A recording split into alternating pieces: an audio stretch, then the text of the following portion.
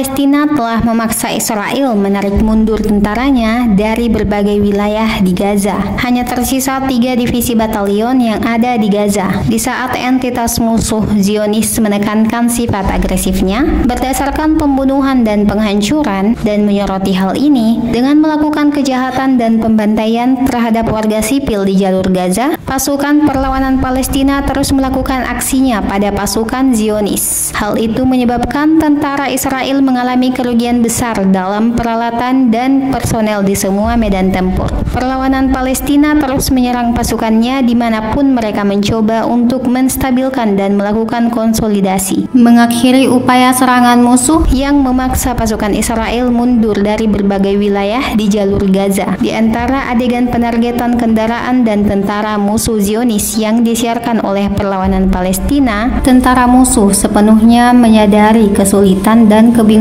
yang mereka derita. Efisiensi tempur faksi-faksi Palestina berkontribusi dalam menghalangi pasukannya. Setelah mereka menunjukkan kemampuan mereka untuk mengambil inisiatif militer di medan perang, setiap jam jumlah orang yang tewas di Gaza meningkat. Begitu pula jumlah serangan perlawanan Palestina yang juga terus meningkat, yang menegaskan kegagalan Israel dalam mencapai tujuan mereka di Gaza. Setelah ilusi kendali mereka atas wilayah geografis di jalur Gaza terungkap, mengingat pembicaraan yang berulang-ulang tentang menghilangkan kemampuan rudal faksi-faksi perlawanan Palestina dan menemukan pabrik-pabrik mereka, faksi-faksi ini sekali lagi membuktikan kemampuan mereka untuk mengejutkan musuh dan mencegahnya memaksakan persamaan kemenangan di medan perang. Lebih dari itu, perlawanan Palestina telah membuktikan bahwa mereka mampu mencapai kejutan dan mempertahankan inisiatif.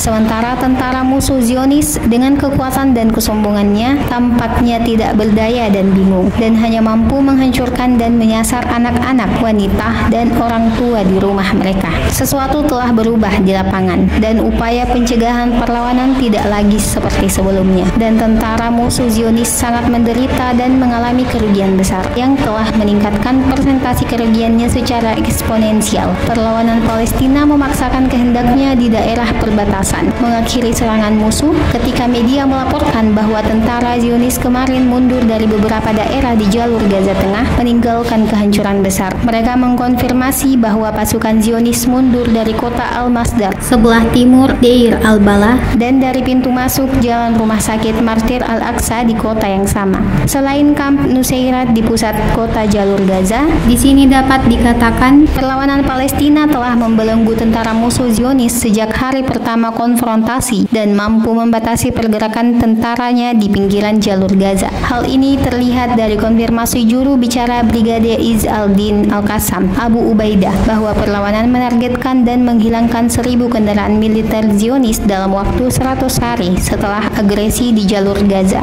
Abu Ubaidah mengungkapkan dalam pidato eksklusif yang disiarkan di Al Jazeera pada hari Minggu malam, faksi-faksi perlawanan telah dan masih menimbulkan kerugian besar pada musuh Zionis, lebih besar dari apa yang mereka derita pada tanggal 7 Oktober lalu, mengacu pada badai operasi Al-Aqsa.